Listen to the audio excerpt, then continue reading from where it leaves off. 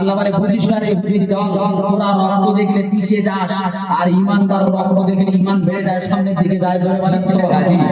মরলে শহীদ জিতলে গাজী, এই তো যাবে নেশা, তাদের খেলে তো পাল হবে সর্বনাশা।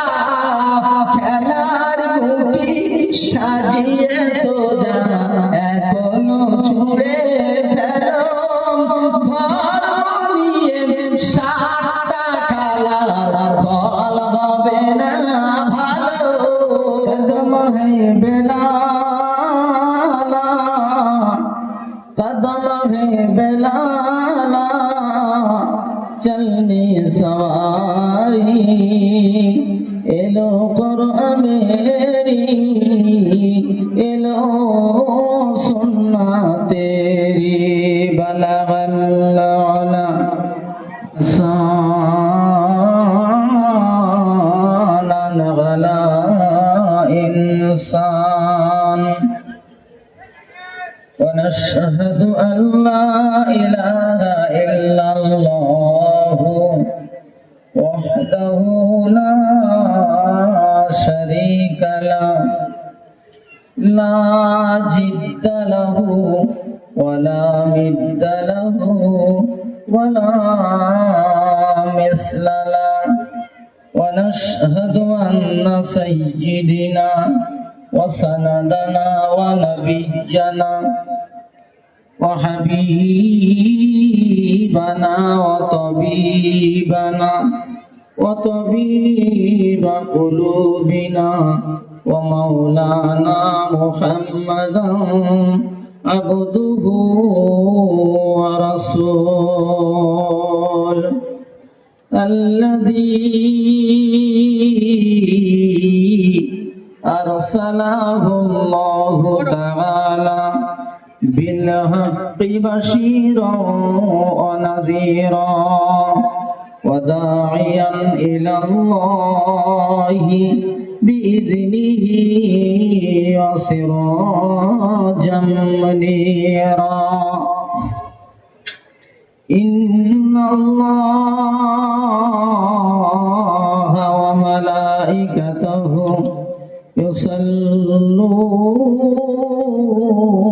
يصلون على النبي يا أيها الذين آمنوا صلوا عليه وسلموا تسليما. اللهم. সুতরাং জনস্রোত, জনগণের ঢল নেমেছে, এতে হাবিবুল্লাহর কোনো কেরামতি নেই, এটা আল্লাহর কোরআনের ঢল নেমেছে। ঠিক তো ভাই? এই জন্য আমরা মনিবের শুকরিয়ার্থে আরেকবার পড়ি আলহামদুলিল্লাহ। আপনাদের কণ্ঠস্বর, আপনাদের আওয়াজ দিয়ে সাইটের দুর্বল আওয়াজকে ভঙ্গ করে দিতে হবে।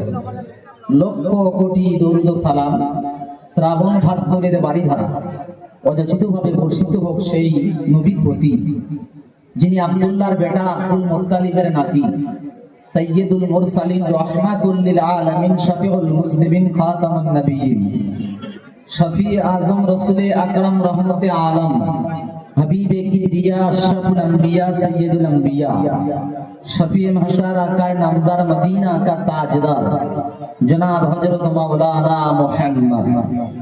সকলে বলুন। মাইকম্যান ভাই কি আছেন? আওয়াজটা একটু হালকা শুরু করতে হবে আর একটু ভাষাতে হবে, মানুষের যাতে বুঝতে অসুবিধা নেই, আমার কষ্টটা না হয়, খেয়াল রাখবেন। তো প্রিয় বন্ধু, আমি দুঃখিত একটা জায়গাতে যে মাঠ তো আর প্লাস্টিক বা রবার নয় যে আমি টেনে লম্বা করে আপনাদের বসতে দেব। জনগণে ভরপুর হয়ে গেছে, ডাইনে বায়ে সামনে পিছনে আল্লাহর বান্দাদের ঢল নেমেছে। যারা দাঁড়িয়ে শুনছেন জেনে রেখে আমি কষ্ট করি, আপনারা ডবল উজরত আল্লাহর কাছে পাবেন। আল্লাহ তাআলা কবুল করেন, বলেন আল্লাহুম্মা আমিন। তবে একটি জায়গাতে আমার একটা কষ্ট হচ্ছে, আমি গত বছরে এরকম আওয়াজ পাইনি। আজকে যে সুদূর সাথে একটা আওয়াজ, দিনের পরিবেশে রাতের পড়ার কারণ কি? দিনের বেলা মানুষের কোলাহল, পাখি পক্ষীর ডাক, এই আওয়াজ থেকে মানে আমরা বঞ্চিত হই শুধু কোরআনের আওয়াজ শুনবো বলে মাহফিল করা। যদি সেই এখানে সেই আওয়াজ হয় তাহলে তো খুব সমস্যা দেখা দেবে বোঝানোর জন্য, না? তো প্রিয় বন্ধু, আমি আপনাদের সম্মুখে আজকে যে বিষয়ে আলোচনা করতে চাই, আল্লাহ আমাকে তৌফিক দেন। ওমা তাওফীকি ইল্লা বিল্লাহ আলাইহি তাওয়াক্কালতু ইলাইহি উনীব। সকলে বলেন আল্লাহুম্মা আমিন। প্রিয় ভাই, আজ বর্তমান বিশ্বের যে পরিস্থিতি, মানুষ যে অধঃপতনের দিকে চলেছে, মানুষ যে কোরআনকে ভুলেছে, স্রষ্টাকে ছেড়েছে, নবীর সুন্নতকে এড়িয়ে চলেছে, এর একটি মাত্র কারণ, শুধুমাত্র একটা মেন কারণ, সেটি হচ্ছে মানুষের হায়া, লজ্জা, শরম উঠে গেছে। লজ্জা এমন একটা জিনিস, লজ্জা যার থাকে না তার ঈমানও থাকে না। তো বন্ধু, আল্লাহকে যদি কেউ ছেড়ে দেয়, আল্লাহকে যদি কেউ ভুলে যায়, তার পরিণতি কি হতে পারে? কোরআন হাদিসে আল্লাহ তার সম্পর্কে কি বলেছে, এই বিষয়ে আলোকপাত করব ইনশাআল্লাহ বিমাশিয়াতিল্লাহ তাআলা বিফাদলিল্লাহ। আমার প্রিয় ভাই, আল্লাহ বন্ধু,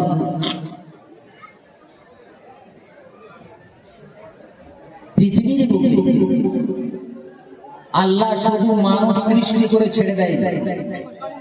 শুধু মানুষ সৃষ্টি করে ছেড়ে দিতেন তাহলে আমরা পথহারা মানুষের মতো বিক্ষিপ্ত ভাবে পৃথিবীতে চলতাম। আল্লাহ বললেন, আমি তোমাদের যেমন মানুষ তৈরি করেছি, ঠিক তেমনি আমি তোমাদের চলার জন্য, বলার জন্য একটা কিতাব দিয়েছি, তার নাম কোরআন। কোরআন শরীফটা তোমরা বুঝবে না বলে কোরআনের একটা মডেলিং বানিয়ে দিলাম, তার নাম মুহাম্মদ সাল্লাল্লাহু আলাইহি ওয়াসাল্লাম। আল্লাহ নবী শুধু কোরআন ওয়াজ করে তিনি চলে যাবেন। আল্লাহ নবী বাস্তবে কোরআন প্র্যাকটিক্যালি নিজে করে দেখিয়ে গিয়েছেন, কেমন ভাবে চলতে হবে, কেমন ভাবে বলতে হবে, কি করতে হবে, নবী করে দেখিয়ে দিয়ে গেছেন।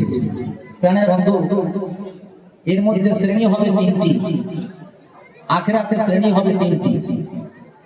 দুনিয়াতেও অসংখ্য শ্রেণী, কিন্তু আখিরাতে শ্রেণী হবে তিনটি। তো আমার আলোচ্য বিষয়, কোরআন থেকে প্রথম জেনে নিই যে আল্লাহর কালাম। আজকে তোমার থেকে জানতে চাই, তুমি কার উপরে নাযিল হয়েছে এবং কেন হয়েছে, কিসের জন্য হয়েছে। প্রিয় বন্ধু, এখানে হাফেজদের পাগড়ি দেওয়া হবে। ওরা যে কোরআন সিনায় ধরেছে, এই কোরআন কি আসে এটা জানতে হবে। এই কোরআন বলতে গিয়ে আমার নবীর উপরে কি হয়েছে দেখেন, একটা বলে যাই। আল্লাহ নবী যখন নবুয়ত পেলেন, নবুয়ত পাওয়ার পর মা আয়েশা বলছেন যে আউয়ালু মা বুদিয়া বিহি রাসূলুল্লাহ সাল্লাল্লাহু আলাইহি ওয়াসাল্লাম মিনাল ওয়াহী আর রুইয়া সালিহান ফিন নাওম ফাকানা লা ইয়ারা রুইয়ান ইল্লা জাআত মিসলা ফালাকিস সুবহ। মা আয়েশা বলছে আল্লাহ রাসূলের প্রথম ওহী আসলো, ওহীটা ছিল স্বপ্নের মধ্যে, ঘুমের মধ্যে উনি স্বপ্ন দেখতেন।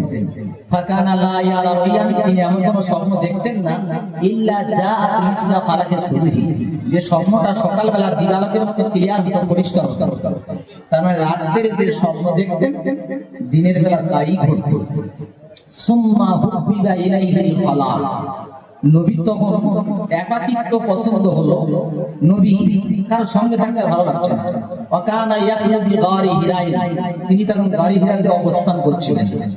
ভালো করে শুনবেন, ক্বাবলা আন ইয়ানজিয়া ইলা আহলিহি, যখন তিনি পরিবারের কাছে ফিরে আসতেন, ফায়াতাযাব্বাদু লিযালিকা, তখন ওনার যে মালপত্র লাগতো উনি সেগুলো নিয়ে চলে যেতেন। ওয়াকানা ইয়াহইয়া বি গারি হিরা, তিনি গারি হিরা। সুম্মা ইয়ারজু ইলা খাদিজা, যখন উনি খাদিজার কাছে ফিরে আসতেন, ফায়াতাযাব্বাদু লিমিসলিহা, সেই পরিমাণে মাল আবার নিয়ে উনি চলে যেতেন। প্রাণের বন্ধু, রাসূল সেখানে কি করতেন যে ব্যাখ্যা আছে, তাহান্নুস করতেন। কি তাহান্নুস? ওয়া হুয়া তাআব্বুদুল লায়ালি যাওয়াতিল আদা, কয়েক দিন কয়েক রাত তিনি সেখানে ধ্যান মগ্ন করতেন। ফাজাআহুল হক, এমন সময় হক আসতে শুরু হয়ে গেল। ওয়াকানা ইয়াকুতু বিগরি হিরা, ওয়া হুয়া ইয়াকুতু বিগরি, তখন তিনি ঘরে ফাজাহুল মালাক, ফেরেশতা এসে বলছে ইকরা ইয়া মুহাম্মদ, ভালো করে বুঝবেন, ইকরা ইয়া মুহাম্মদ, ইয়া মুহাম্মদ পড়ো। রাসূল বলছে কুলতু মা আনা বিকারি, আমি তো পড়তে জানি না। আল্লাহ রাসূল বলছেন ফাকাতানি হাত্তা বালাগা মিন্নি জুদা, উনি বলছেন আমাকে এত করে চাপ দিয়ে ধরলেন, মনে হচ্ছে আমার জান যায়, ভীষণ কষ্ট হলো। ফারসালানি, আমাকে ছেড়ে দিলেন। ক্বালা ইকরা, এই নবী পড়ো। এজন্য দুনিয়ার শুরুতে হচ্ছে কলম, আর ইসলামের শুরুতে হচ্ছে লেখা। ইসলামের শুরুতে পড়া, দুনিয়ার শুরু কলম, ইসলামের শুরু পড়া। যদি বলেন কলম কেন, আল্লাহ রাসূল বলেছেন ইন্না আওয়ালা মা খালাকাল্লাহু আল কলম, আল্লাহ প্রথম সৃষ্টি করেছেন সেটা ছিল কলম। ক্বালা উক্তুব, এই কলম তুমি লেখো। ক্বালা রাব্বি মাযা আক্তুব, আল্লাহ আমি কি লিখব? আল্লাহ বলছে কিয়ামত পর্যন্ত যা আসবে সব তুমি লিখে দাও। তাই দুনিয়ার শুরুতে হচ্ছে কলম, আর ইসলামের শুরুতে নবীকে বলছে ইকরা, তুমি পড়ো। তো বলছে ফাগাতানি সানিয়া, দ্বিতীয়বার আমাকে ধরলেন। তো বলছে আমার জানটা আমি যাই, তিনবার ধরলেন, তিনবারের মাথা থেকে বলছে ক্বালা ইকরা, আমি পড়ো, তুমি পড়ো। নবুয়ত পেলেন, ওই ঘটনা বিরাট ঘটনা, বুখারী দিয়ে আসছে। আমি ওই ঘটনা বলতে গেলে অন্তত 2 ঘন্টা লেগে যাবে, আমি কিন্তু কোনটা তুলতে চাচ্ছি সেটা দেখেন।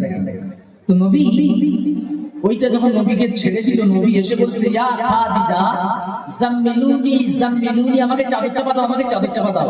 ফাজাম্মালুহু, নবীকে চাদর চাপা দেওয়া হয়। যখন নবীর ভয়টা চলে গেল, রাসূল বলছে ইয়া খাদিজা শোনো, লাকাদ খাশিতু আলা নাফসি, আমি আমার জানের উপরে আশঙ্কা বোধ করছি, মনে আমি বাঁচব না। মা খাদিজা বলছে কাল্লা ওয়াকুনা আল্লাহি, আল্লাহর কসম, আল্লাহ তোমাকে কখনো বিজয়ী করবে না। জোরে বলেন সুবহানাল্লাহ। নবীকে ওয়াকাবে নওফলের কাছে নিয়ে গেল, ঘটনা অনেক। আসার পরে নবী নবুয়ত পাচ্ছেন। এবার দেখেন আল্লাহ বলছেন ওয়া আনজিরি আশীরাতাকাল আকরাবিন, হে নবী তুমি শুয়ে আছো কেন চাদর চাপা দিয়ে? ওঠো, বিশ্ববাসীর কাছে তোমার নিকটতম আত্মীয়দেরকে সতর্ক করে দাও। খুব ভালো করে বুঝবেন, নবী গেলেন পাহাড়ে, বলছি ইয়া মাশারাল কুরাইশ, হে কুরাইশ। সকালবেলা সবাই এসেছে, বলছে আমি তোমাদের কাছে ব্যক্তি হিসেবে কেমন? বলছে তুমি তো আলামী, তুমি সাদিক, তুমি সত্যবাদী। আচ্ছা, আমি যদি বলি পাহাড়ের এবারে একদল ডাকাত এসেছে, আতঙ্কিত ভাবে তোমাদের হামলা করবে, বিশ্বাস করবে? বলছে আব্দুল্লাহর বেটা জীবনে মিথ্যা বলে না, বিশ্বাস করবো। বলছে তবে তোমরা পড়ে নাও লা ইলাহা ইল্লাল্লাহ। যেই এই কথা বলেছে, অমনি আবু লাহাব লাফ মেরে উঠে বড় পাথর 2 হাতে তুলেছে। নবী কি মারা কি বললেন? তাব্বালাকা সাইরাল ইয়াউম আলী হাজা জামাতানা, হে মুহাম্মদ তোর ধ্বংস হোক। জোরে বলেন নাউজুবিল্লাহ, জোরে বলেন নাউজুবিল্লাহ। নবীর ধ্বংস হয়েছে, এই জন্য তুই আমাদের দেখেছিস? এই কথা যখন বলেছেন, আল্লাহ আপনাদের বললেন কি তাব্বাত ইয়াদা আবি লাহাব ওয়া তাব, ধ্বংস হলো আবু লাহাবের 2 হাত, সে নিজেও ধ্বংস হলো। এই কথাটা পৌঁছে গেছে আবু লাহাবের বউর কাছে, উম্মে সামিরা। আল্লাহ নবী আর আবু বকর এক জায়গাতে বসে আছে, কাবা ঘরে আমিনা। উম্মে জামিলা বলছে ইয়া আবু বকর আইনা সাহিবু, তোমার সাথী কোথায়? এখানে তোমার সাথী বসে ছিল না? আবু বকর চিন্তা করছে, আল্লাহ আমার পাশেই তো নবী বসে আছে, এরকম করছে কেন? আবু বকর বলছে হ্যাঁ, বলছে লাউ আজাতু, যদি আমি তাকে পেতাম, লা দারাবতু বিহাযাল ফিহা, তাহলে আমি নবীর মুখে একটু পাথর মারতাম। তাও নাউজুবিল্লাহ বলবেন? আমার নবীর মুখে মারবে, নাউজুবিল্লাহ বলবেন? যদি কেউ বলে মমতার একটা কিছু বলবো করবো, তো মমতার চেলারা ছেড়ে দেয়, মারা পড়ে যায়। তো বিশ্ব নবীর মুখে আবু লাহাবের বউ পাথর মারে, আপনারা চুপচাপ। জোরে বলেন নাউজুবিল্লাহ। আচ্ছা, এইবারে আশা বলছে আল্লাহি, তখন কি বলছে দেখেন, আল্লাহর কসম। ওরা আবার আল্লাহর কসম খেলো, কি বলছে? বলে ইন্নী লা শাই, আবু লাহাবের বউ বলছে আমি একটা কবি। আচ্ছা, 3টি কথা বলে গেল আবু লাহাবের বউ আবু বকরের কাছে। নবী কিন্তু ওখানে বসে আছে, কি বললেন? মুজাম্মামান আসাইনা ওয়া আমরাহু আবাইনা ওয়া দীনাহু ক্বালাইনা। আপনারা আমার নবীর নাম কি সবাই বলতে পারলেন না? মুহাম্মদ সাল্লাল্লাহু আলাইহি ওয়াসাল্লাম। মুহাম্মাদের অর্থ কি? মুহাম্মদ প্রশংসিত। নবীর আরেকটা নাম হচ্ছে আহমদ। আহমদ বান্দাদের মধ্যে সবথেকে প্রশংসার যোগ্য বা সবথেকে প্রশংসাকারী। এই নবীর নাম অনেকগুলো নাম আছে। তো এখানে মুহাম্মদ মানে প্রশংসিত, আর এই বেহা মেসেলে বলছে মুজাম্মাম, আর মুজাম্মাম শব্দের অর্থ হচ্ছে নিন্দিত।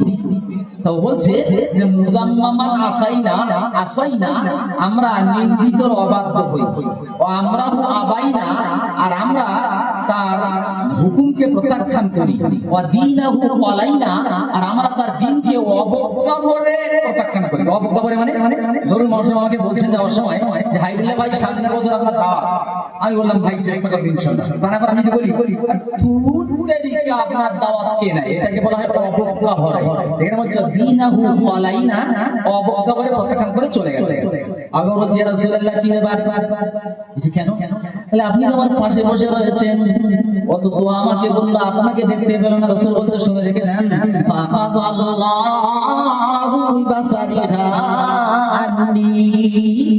আল্লাহ আমার থেকে পর্দা করে দিয়েছে। জোরে বলেন সুবহানাল্লাহ।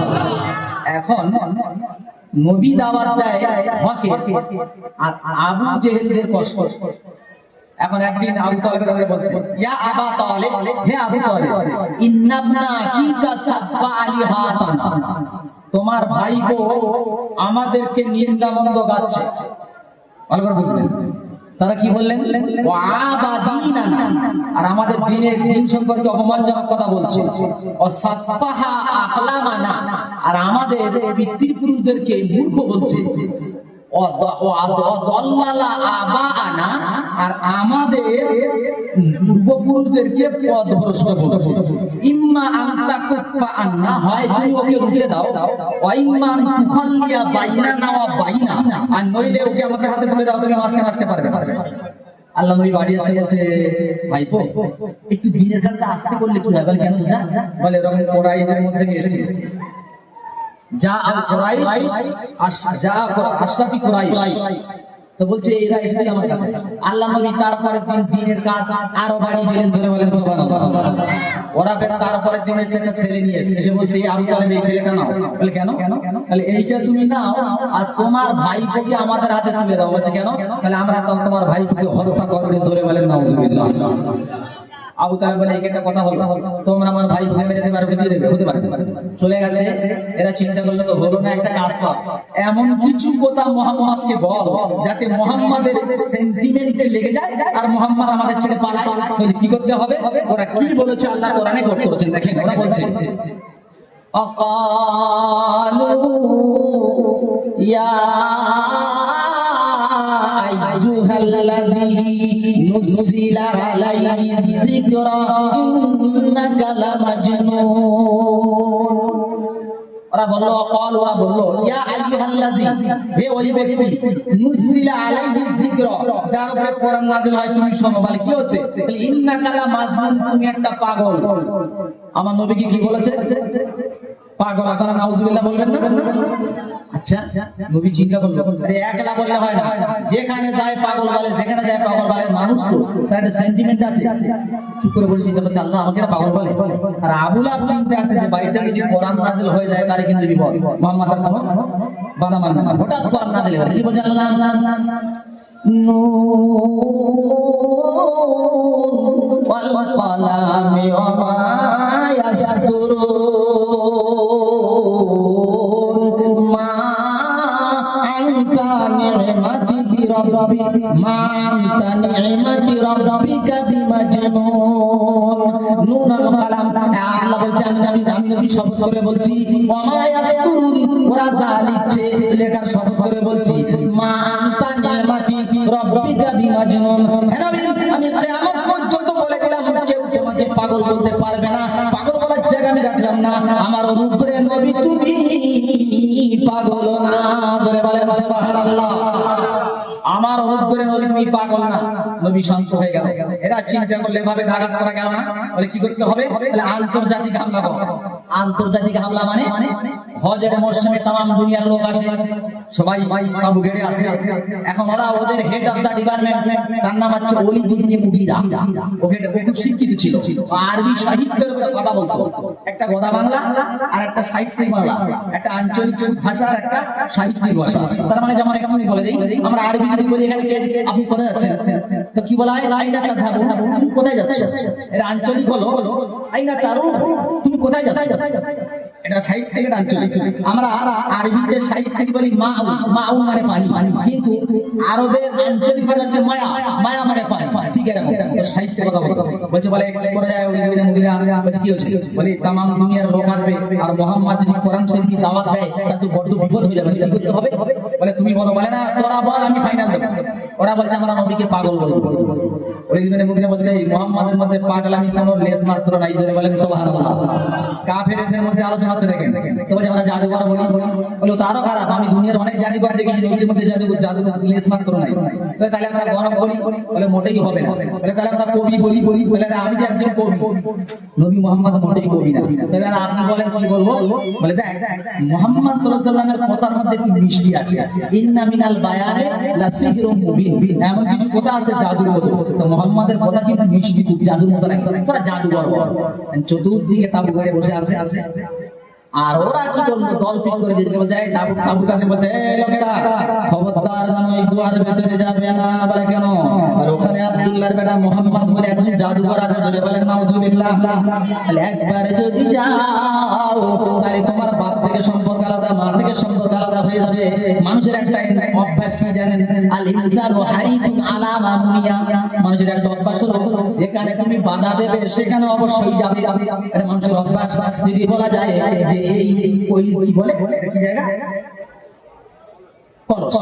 কলসের বাজারে একটা 5 কুইন্টাল ওজনের কুমির এসেছে, খবরদার বলছি যেন যাবি না, বিপদ হতে পারে।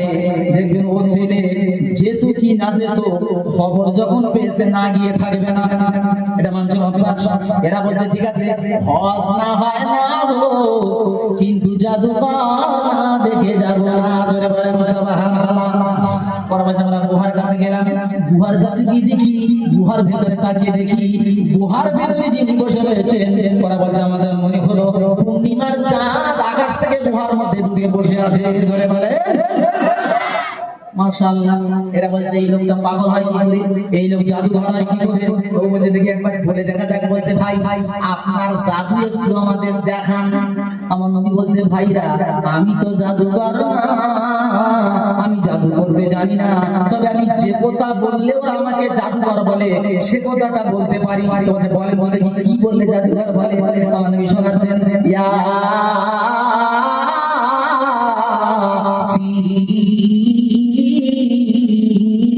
ওয়াল কুরআনিল হাকীম ইন্নাকা লামিনাল মুরসালিন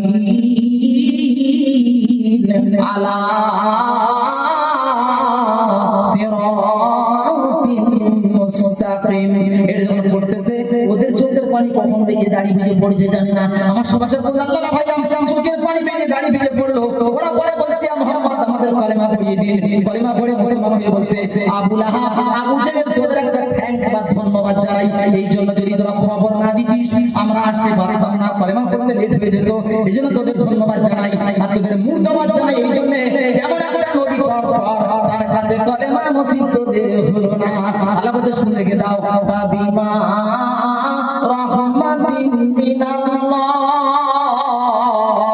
লিনতালাহুম ওয়ালাউ কুনতা ফাযান গালিযাল কলবি লাম ফাযু মিন হাওলিক। হে নবী আমি বস্তু কারণে তোমাকে নরম করেছি, নবী নরম করেছি, তোমার হৃদয় যদি কঠিন হতো পাষাণ হতো। নবী শুনে রেখে দাও লাম ফাযু মিন হাওলিক, তোমার চতুর্দিকে লোকগুলো ছিটকে বেরিয়ে যেত। হে নবী এত নরম করেছি, মানুষ যখন তোমার কাছে যায় সিমেন্টে পানি দিলে যেমন সিমেন্টেড হয়ে যায়, তোমার চরিত্র দেখে মানুষ পাগল হয়ে যায়। কালেমা না পড়ে ফেরে না, জোরে বলে কেন কোরআন হচ্ছে প্রাণের বন্ধুরা কোরআন শুনছে, আপনাদের এই মুখের বলের আওয়াজ এদের শোনার যদি কোনো প্রবলেম হয়, জেনে রেখে দেন, ছোটখাটো গণনা কবিতা গণনা হবে। খুব সাবধান অনুরোধ করছি, যারা সাইটে বিরাজ করছেন, অবস্থান করছেন, আপনাদের মুখের ভাষা একদম স্টপ করে দেন, কথা বলবেন না। তো প্রাণপ্রিয় বন্ধু, নবীর আখলাক, নবীর চরিত্র দেখে সারা পৃথিবী পাগল। আজ আমাদের চরিত্র দেখে সারা দুনিয়া থুতু ফেলছে। তাই কবি তার ভাষায় বলছেন, গাজামে হো তুম নসারা তু কিয়ামত দুন মে হো নূর, ये मुसलमान है जिन्हें देखकर शर्माए हो, चल चलो हिंदू তুমি বেশ বুঝাতে খ্রিস্টান, মুসলমানের চরণ দেখে ইহুদ করে লজ্জা জ্ঞান। তোমার চলাফেরা তো হিন্দুর মতো, তোমার পোশাক খ্রিস্টানের মতো, তোমার চরিত্র দেখে ইহুদিরা বলছে এরাই নাকি মুসলমান। আমি বলে গেলাম সোনার ভাই, হাত থেকে বলে যাই, আর ভুল বুঝবেন না, আর পিছন দিকে না সামনে আগা। বিশ্বের প্রস্তুতি ভীষণ ভয়াবহ, কারণ সারা বিশ্বের বুকে মুসলমানদের শেষ করতে হবে। তার জন্য আমেরিকা চাল দিয়ে জায়গা লাগিয়ে দিয়েছে।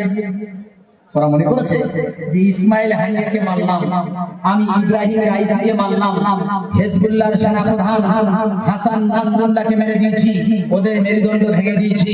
আল্লাহ বলে বুঝিস না রে ইহুদির দল, তোরা রক্ত দেখলে পিছিয়ে যাস, আর ইমানদার রক্ত দেখলে ইমান বেড়ে যায়, সামনের দিকে যায়। জোরে বলেন সুবহানাল্লাহ। হেজবুল্লাহর সেনারা বলেছে কে মরল আর না মরল দেখার দরকার নাই, আমাদের বাইতুল মুকাদ্দাস জয় করতে হবে, এটা আমাদেরই কথা। সুতরাং মরিয়ার বাসী মরলে শহীদ, জিতলে গাজী, মরলে শহীদ, জিতলে গাজী, এই তো যাদের নেশা, তাদের নিয়ে খেলে তো পাল হবে সর্বনাশা। খেলার গুটি সাজিয়ে সোজা এখনো ছুড়ে ফেলো, ধর্ম নিয়ে সাতটা খেলার ফল হবে না ভালো। মুসলমান যারা মরলে শহীদ হব, জিতলে আমরা গাজী হব, কিসের ভয় আমাদের দুটি যখন যায়, আমাদের কিসের ভয়। ইরানের পরমাণু অস্ত্রাগারের উপর হামলা করেছে ইসরায়েল। ইরান বলেছে ওয়েট করো, জবাব দেব। আমেরিকা বলেছে জবাব দিলে আমরা শুরু করব। রাশিয়া, চীন এবং ইরান এরা তিনটে একত্রিত হয়েছে। কিন্তু দুঃখের বিষয়, কাতার আমেরিকাকে জায়গা দিয়েছে ওখান থেকে হামলা করার জন্য।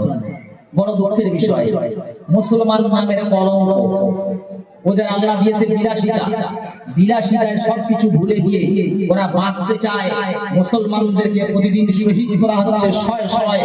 তারপরে এমন মুক্তা কি করে বলে যে আমার এই বিমানবন্দরে আমরা জায়গা করে দিচ্ছি, এখান থেকে ওদের উপরে হামলা করা।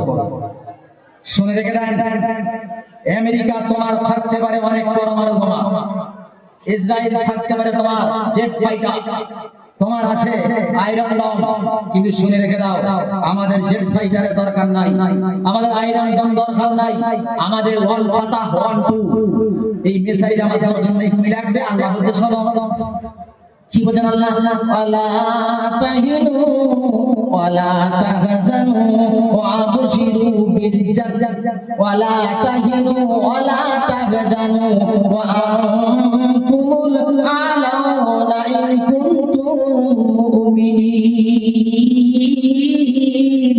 আল্লাহু আকবার। আল্লাহ বলছে তোমরা দুঃখিত হয়ে না, তোমরা সাহস হারিও না, তোমরাই জয় হবে, তোমাদের বিজয় অবশ্যই হবে। কি জন্য?